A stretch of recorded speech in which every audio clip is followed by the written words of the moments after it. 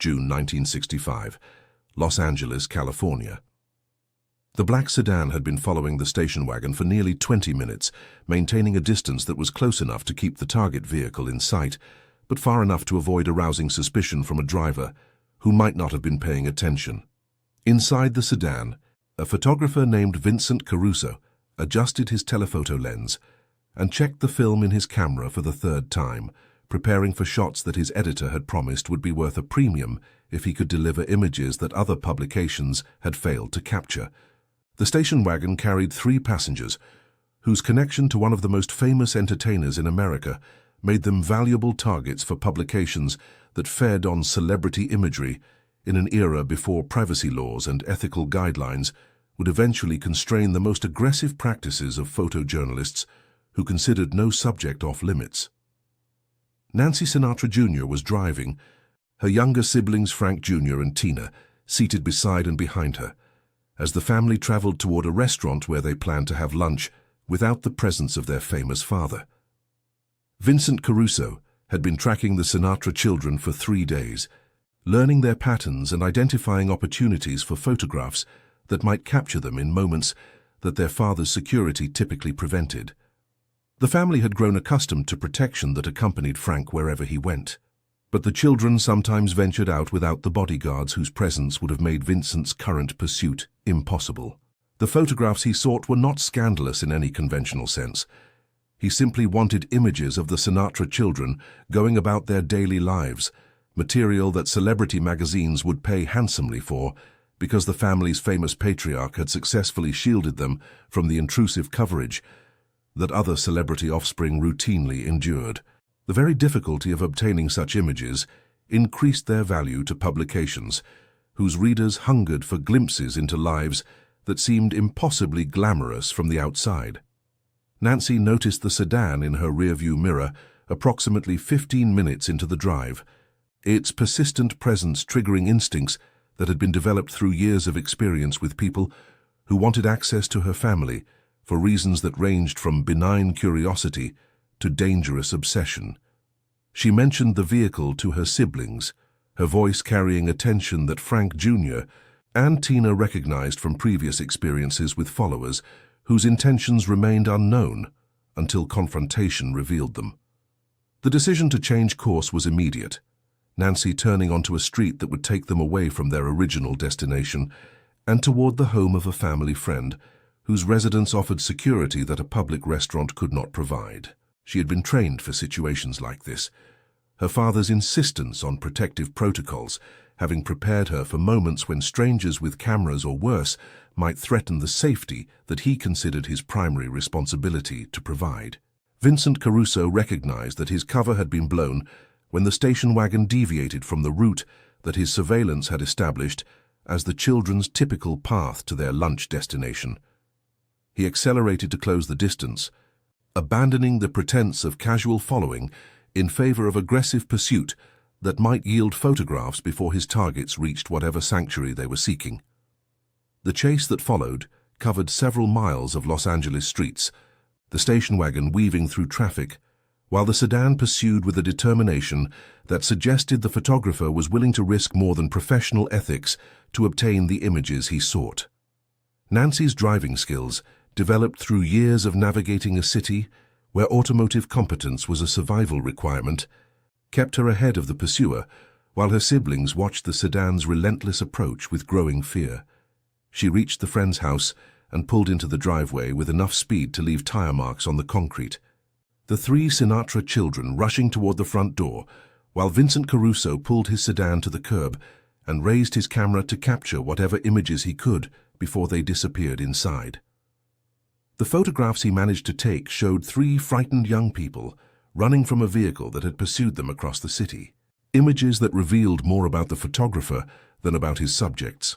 The friend who answered the door was a former studio executive whose connections to the entertainment industry had made him a trusted ally of the Sinatra family for decades.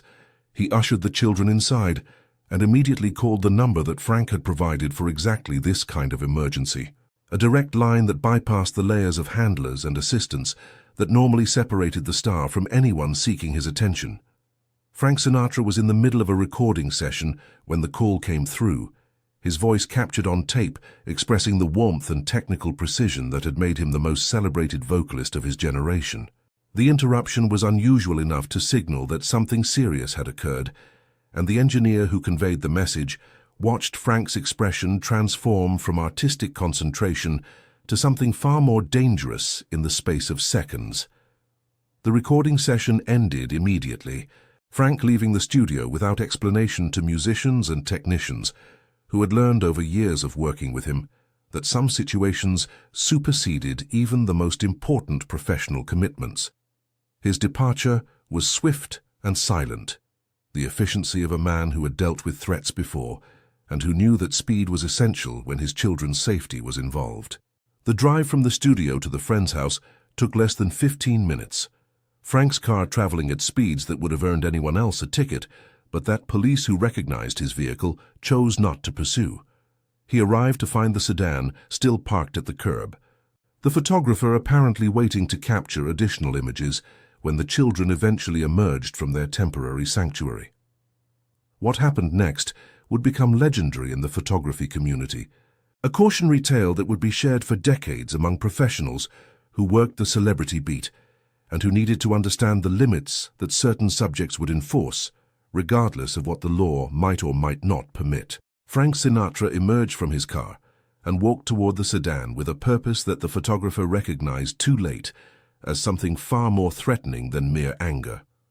Before continuing with this investigation, make sure you subscribe to this channel and hit that notification bell. What happened on that Los Angeles street in June 1965 involves one of the most terrifying moments in paparazzi history, a photographer who thought celebrity children were fair game, and the response from Frank Sinatra that changed how every photographer in America thought about the boundaries they were willing to cross. By the end of this story, you will understand why no paparazzo ever followed the Sinatra children again. Francis Albert Sinatra had been raised in a household where family loyalty was the supreme value, where threats to those you loved required responses that demonstrated the seriousness with which such threats would be treated. His father, Marty, had been a firefighter whose courage in the face of physical danger had established a model of masculine protection that Frank had absorbed as a child and carried into his adult life as a fundamental component of his identity. The anger that consumed him as he approached the photographer's sedan was not the performative rage that entertainers sometimes displayed for effect, but something far more primal, a fury rooted in the understanding that his children had been frightened by someone who viewed them as commodities rather than human beings deserving of respect and privacy. The fear in Nancy's voice when she had called from the friend's house had triggered protective instincts that overwhelmed whatever constraints civilization typically imposed on his behavior. Vincent Caruso saw Sinatra approaching and made a decision that would prove catastrophic. He raised his camera and began shooting photographs, apparently believing that images of an enraged celebrity would be even more valuable than the pictures of his children that had been the original target of his pursuit. The flash of the camera captured Sinatra's face, contorted with an expression that combined fury with something that looked almost like satisfaction at having found the person responsible for terrorizing his family. The car door was ripped open with a force that bent the metal and shattered the window, Sinatra's hands reaching into the vehicle with a speed and precision that suggested experience with physical confrontation that his elegant public persona might have concealed. The camera was torn from Caruso's grip and smashed against the pavement with enough force to scatter components across the street, in a pattern that made clear the instrument would never capture another image. But the destruction of the camera was merely the beginning of what Sinatra intended to communicate to the man who had pursued his children through the streets of Los Angeles. He pulled Caruso from the sedan by his collar, lifting the photographer partially off the ground with strength that seemed disproportionate to his relatively slight frame, and spoke words that witnesses would later describe as the most terrifying they had ever heard from another human being. The specific content of what Sinatra said was never fully disclosed, witnesses offering only fragments that suggested threats comprehensive enough to encompass not only the photographer, but everyone connected to him professionally and personally. References were made to consequences that would extend far beyond physical harm to include the destruction of careers, relationships, and any possibility of working in the entertainment industry or any industry adjacent to it. Sinatra's connections were well known throughout Hollywood and beyond, relationships that spanned legitimate entertainment businesses and less legitimate enterprises whose methods for resolving disputes did not require the involvement of courts or lawyers. The threats he delivered were credible precisely because everyone in the industry understood that he possessed both the will and the means to execute whatever promises he made to those who had earned his enmity. The photographer was released after approximately 5 minutes of this treatment, dropping to the pavement beside his destroyed camera and watching as Sinatra walked toward the house where his children waited. The entertainment had concluded, but the message had been delivered with a clarity that required no further elaboration or reinforcement. Frank entered the house and embraced his children with a tenderness that contrasted sharply with the violence he had just displayed toward the man who had frightened them. Nancy, Frank Jr., and Tina had watched portions of the confrontation through windows that provided a view of the street, and they had witnessed their father defending them in a manner that left no doubt about his priorities or his capabilities. The conversation that followed addressed both the immediate incident and the broader implications of what the children had experienced. Frank explained that there were people in the world who would try to exploit their connection to him, who would view them as means to ends that had nothing to do with their own lives or well-being, and that protecting themselves required vigilance that should never be relaxed, regardless of how safe circumstances might appear. He apologized for the necessity of such lessons, for the burden that his fame imposed on children who had not chosen to be born into a family whose patriarch attracted attention that extended to everyone connected to him. The apology was sincere, but also somewhat hollow, an acknowledgement of circumstances that could not be changed, regardless of how much he might wish to provide his children with normal lives. The photographer, meanwhile, had gathered the fragments of his camera and retreated to his sedan, which he found would no longer start due to damage that had occurred during Sinatra's assault on the vehicle. He was forced to call for a tow truck, waiting beside the destroyed automobile while neighbors observed from their windows and while his professional humiliation compounded the physical intimidation he had already experienced. Vincent Caruso filed no police report about the incident, understanding that any investigation would reveal his own behavior in pursuing children through city streets and that the resulting publicity would damage his career far more than Sinatra's assault had damaged his camera. The calculation was practical rather than principled, a recognition that the legal system offered no protection for someone whose conduct could not withstand public scrutiny. The word spread through the photography community within days, a warning that traveled through networks of professionals who shared information about which celebrities were cooperative and which were dangerous.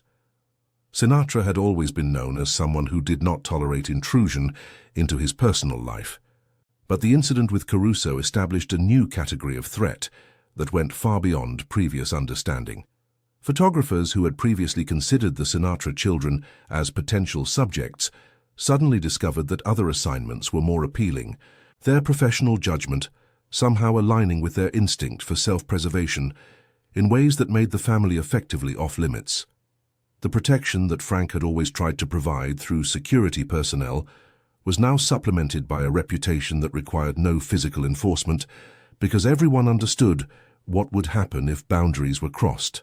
The tabloid publications that had hoped Caruso's photographs would provide material for stories about the Sinatra family found themselves without content, their investments in his surveillance having yielded nothing except a destroyed camera and a photographer too frightened to pursue the assignment further.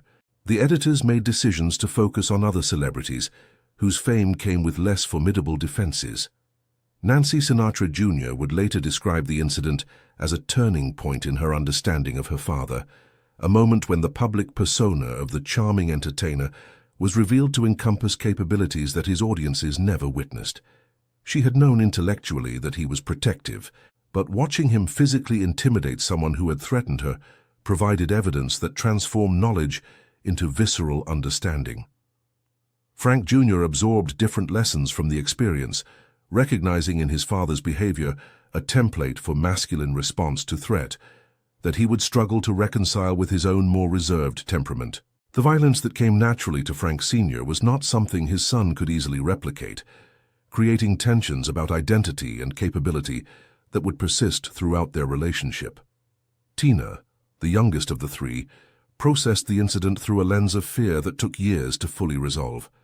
She had been genuinely frightened during the pursuit, and while her father's intervention had ended the immediate threat, it had also demonstrated that the world contained dangers that required responses beyond anything she had previously imagined.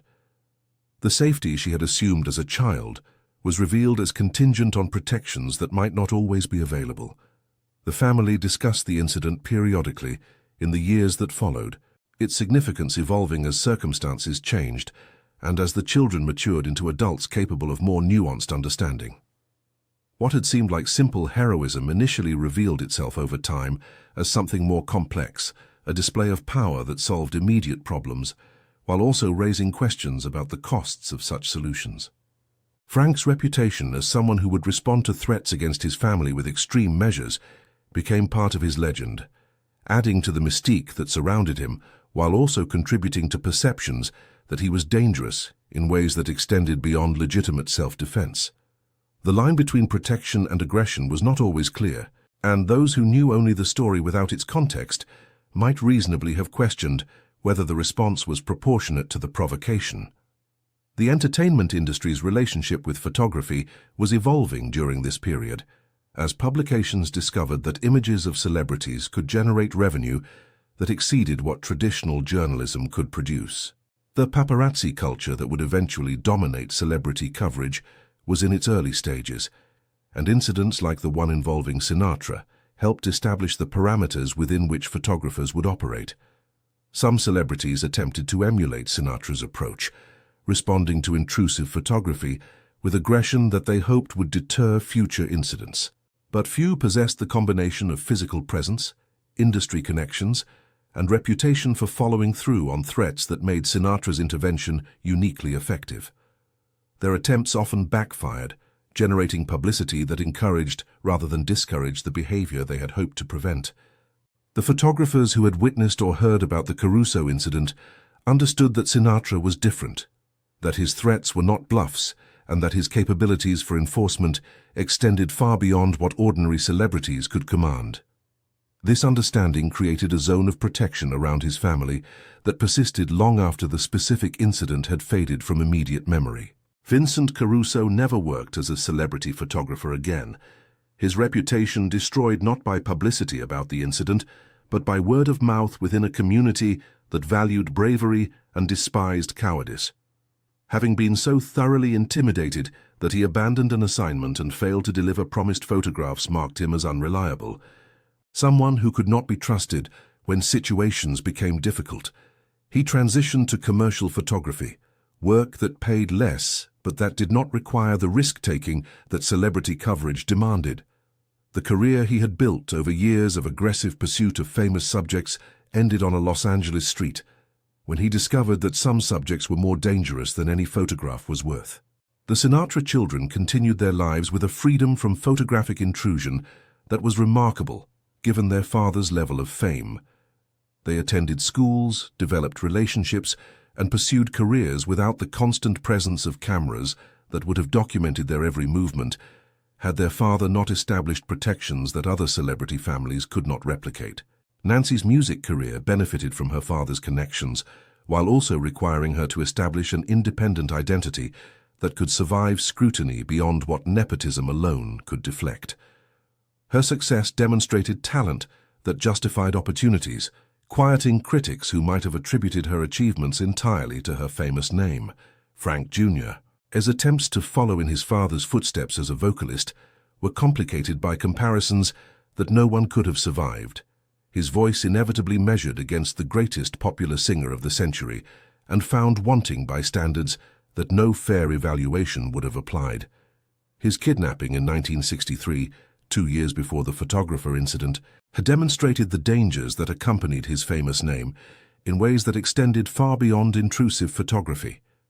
Tina eventually found her place in entertainment production rather than performance, building a career that allowed her to work within the industry her father dominated without competing directly for the spotlight that he commanded.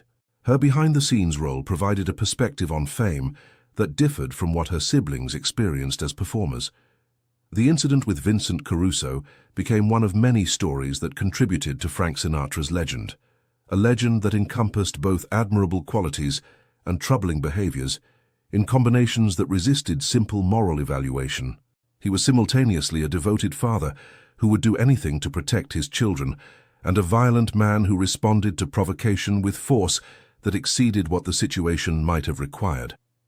The security protocols that Frank had established for his family were refined following the incident, incorporating lessons learned about vulnerabilities that aggressive photographers could exploit.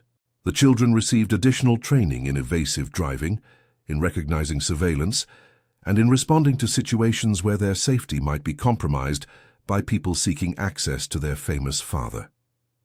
These precautions were not merely paranoid responses to a single incident, but reflected a realistic assessment of threats that accompanied extraordinary fame in an era when celebrity culture was intensifying and when the line between public interest and dangerous obsession was not always clear. The kidnapping of Frank Jr. had demonstrated that threats could extend far beyond intrusive photography to encompass violence that conventional security measures could not prevent. The entertainment industry observed Frank's response to the photography incident and drew conclusions that shaped how other celebrities approached similar situations. Some adopted more aggressive postures toward intrusive media, while others concluded that the costs of such confrontation outweighed the benefits and accepted photography as an unavoidable consequence of fame. The legal framework for celebrity privacy was still developing during this period, with courts and legislatures gradually establishing protections that would eventually constrain the most aggressive practices of celebrity photography. Frank's extra-legal approach to enforcement reflected a world where such protections did not yet exist, and where individuals with sufficient power could establish their own boundaries through means that the law might not have sanctioned. The evolution of paparazzi culture in subsequent decades demonstrated both the limits of individual enforcement and the necessity of systemic protections that did not require celebrities to personally confront photographers who violated their privacy. The tragic death of Princess Diana in 1997, pursued by photographers through Paris streets, illustrated consequences that Frank's intervention had prevented on a smaller scale 3 decades earlier. His children survived into adulthood without the photographic documentation that would have accompanied other celebrity offspring, their privacy protected by a reputation that made targeting them professionally suicidal. The investment Frank had made in their security, including the violent confrontation with Vincent Caruso, yielded returns that could not be measured in conventional terms, but that manifested in lives lived with relative normalcy despite their extraordinary circumstances. The photographs that Caruso had managed to capture before his camera was destroyed were never published, the film inside having been damaged beyond recovery during the assault. Whatever images might have existed of frightened Sinatra children fleeing through Los Angeles streets remained forever unknown, their non-existence a testament to their father's willingness to destroy evidence of his family's vulnerability. The friend whose house had provided sanctuary for the children during the incident maintained his relationship with the Sinatra family for decades afterward, his loyalty rewarded with the kind of access and generosity that Frank extended to those who had proven themselves trustworthy during moments of crisis. The network of trusted allies that protected the family had been tested and had performed exactly as intended. Frank Sinatra's approach to protecting his children reflected values that had been instilled during his own childhood in Hoboken, where neighborhood loyalty and willingness to defend one's own had been essential survival skills in a community where official authorities could not always be relied upon. These values had been refined by decades of experience in entertainment, where power operated through informal channels that required understanding and navigation by those who hoped to thrive. The incident with Vincent Caruso was never discussed publicly by Frank himself, who understood that acknowledging such confrontations would invite scrutiny that might complicate future situations requiring similar responses.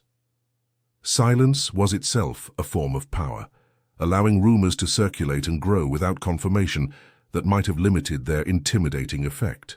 The other members of the Rat Pack learned about the incident through channels that connected them to Frank's inner circle, their reactions ranging from Dean Martin's amused approval to Sammy Davis Jr. is concerned recognition that such behavior carried risks that even Frank's power could not fully mitigate. Joey Bishop, whose own children faced similar vulnerabilities, took notes on security practices that he might adapt for his own family's protection. The lesson that photographers drew from the incident was not that Frank Sinatra was uniquely dangerous, but that some subjects carried risks that exceeded the value of any photograph.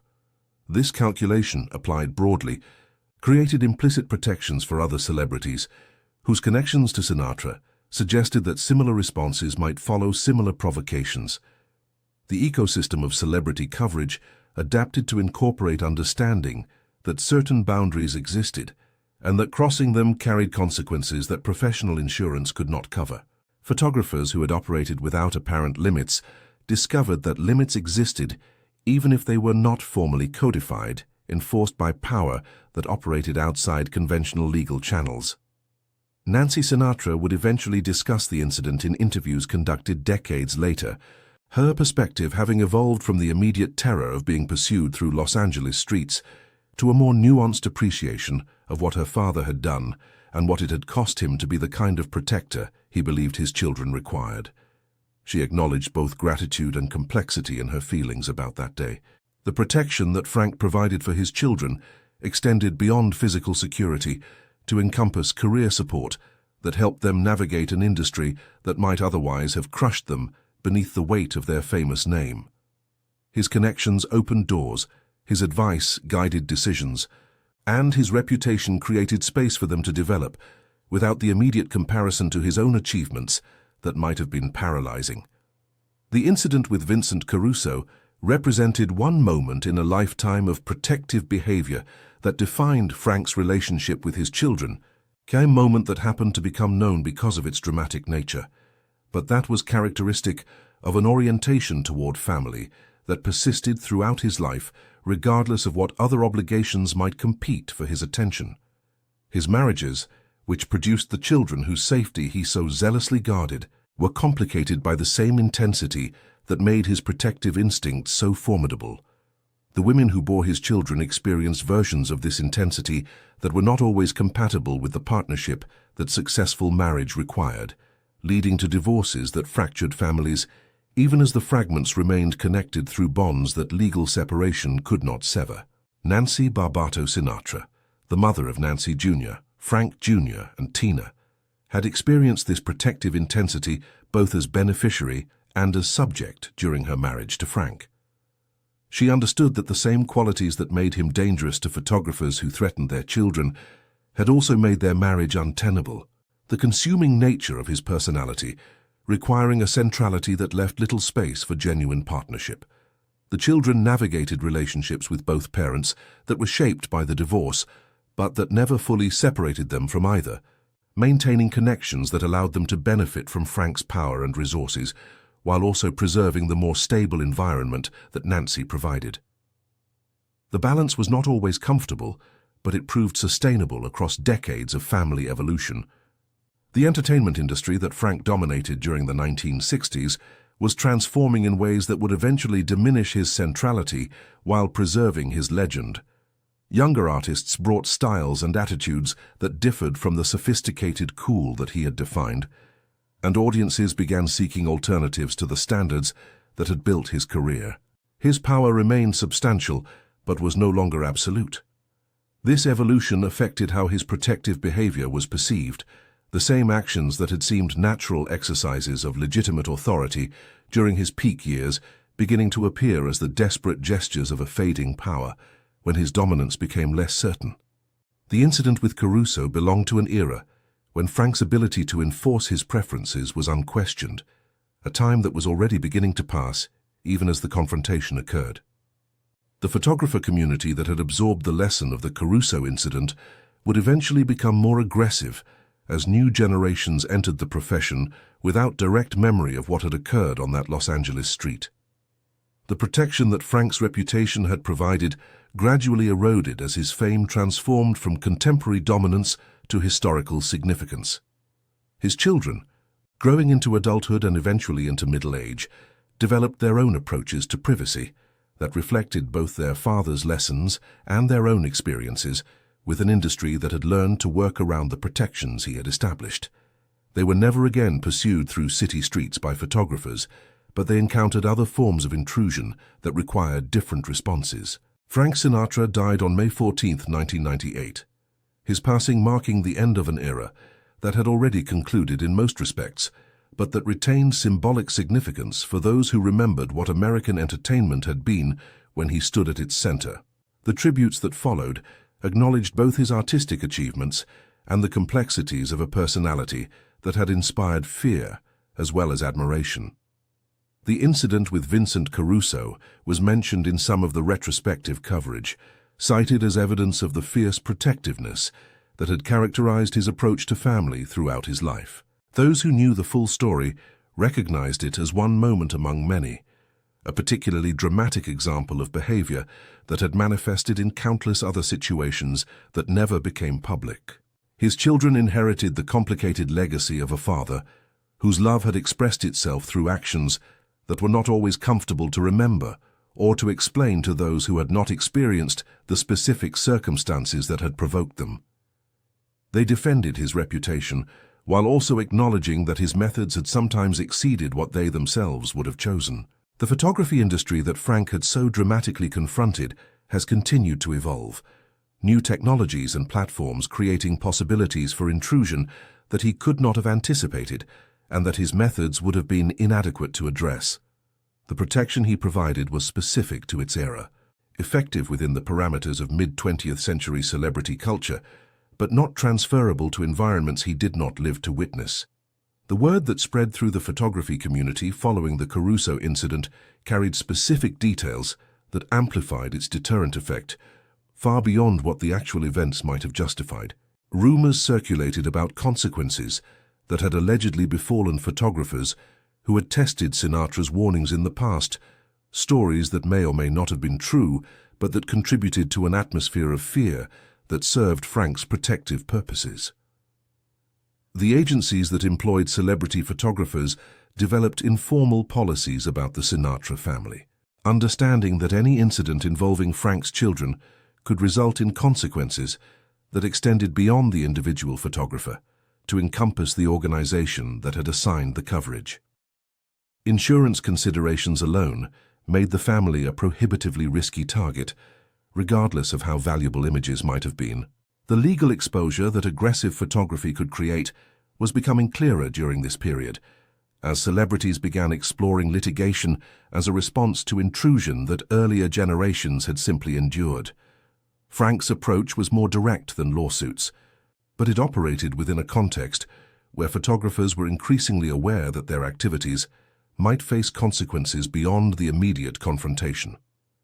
Vincent Caruso's destroyed camera represented not just personal loss, but professional humiliation that affected his relationships with colleagues and employers who had counted on his ability to deliver assignments regardless of difficulty.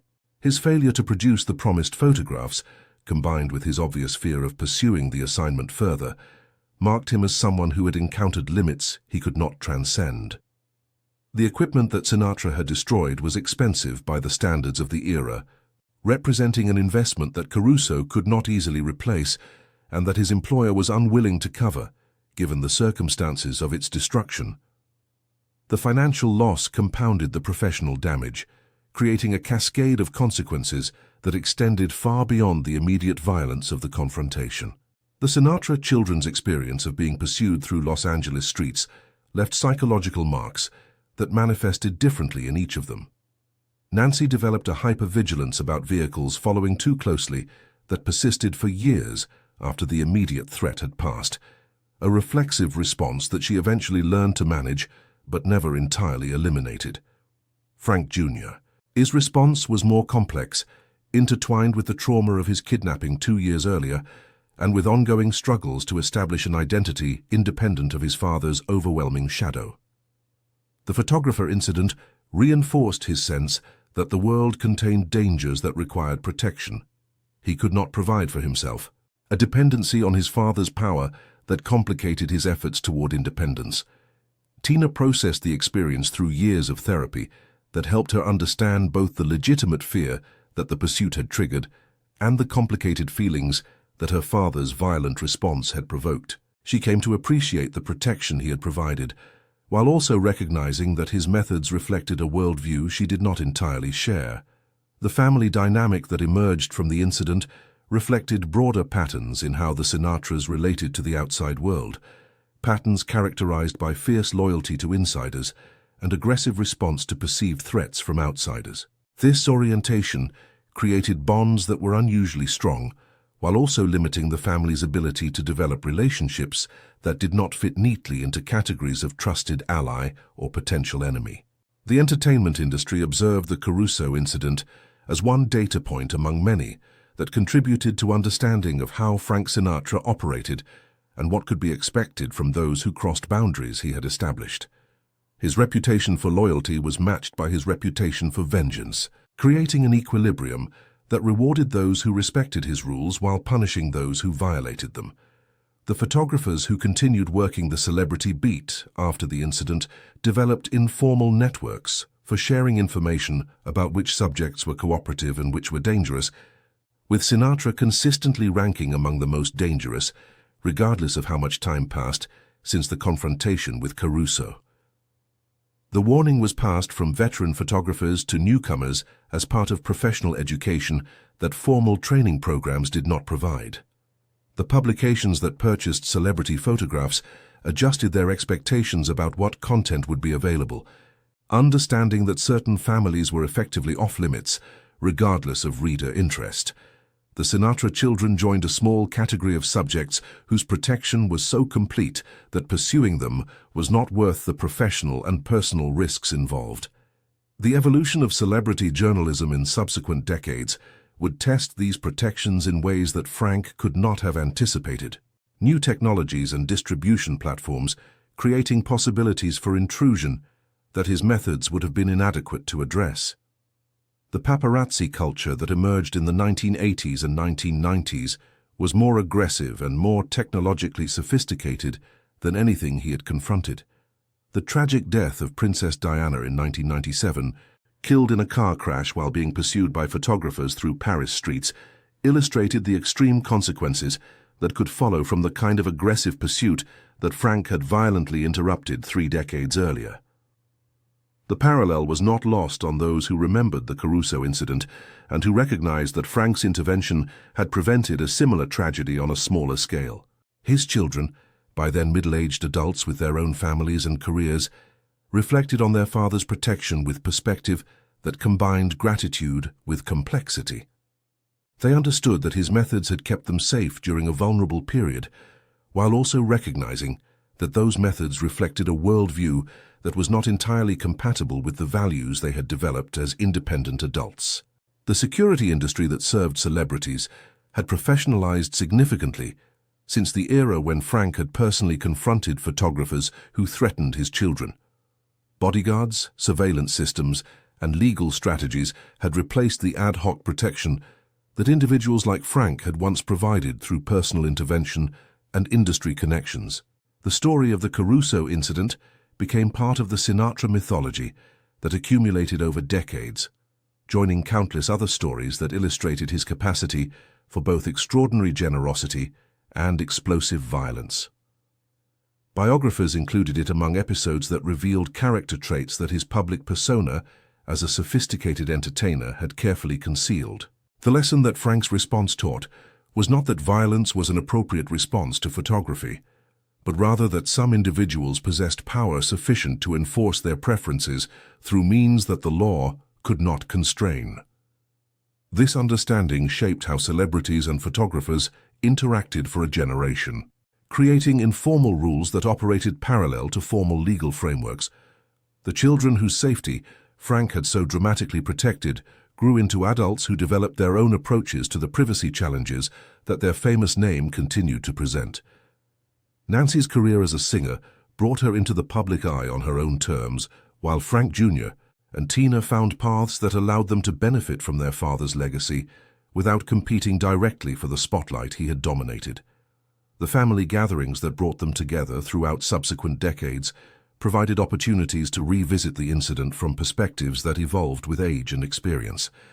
What had seemed like simple heroism in 1965 revealed itself over time as something more complex, a display of power that solved immediate problems while also demonstrating capabilities that complicated their understanding of who their father really was. The entertainment industry that Frank had dominated was transforming around him even as he continued to perform and record into his later decades. The sophisticated cool that he had defined was giving way to styles and attitudes that differed dramatically from what he represented. And the power he had wielded was becoming less absolute as new generations entered positions of influence. His children witnessed this transformation and understood that the protection he had provided during their youth was connected to a specific era of industry dynamics that was passing even as they benefited from its final manifestations. The incident with Caruso belonged to a world that was already beginning to fade, its lessons applicable primarily within contexts that were becoming historical rather than contemporary. The photographers who had been active during the era of Frank's dominance eventually retired or died, taking with them direct memory of what had occurred on that Los Angeles street and what it had meant for how they approached their work.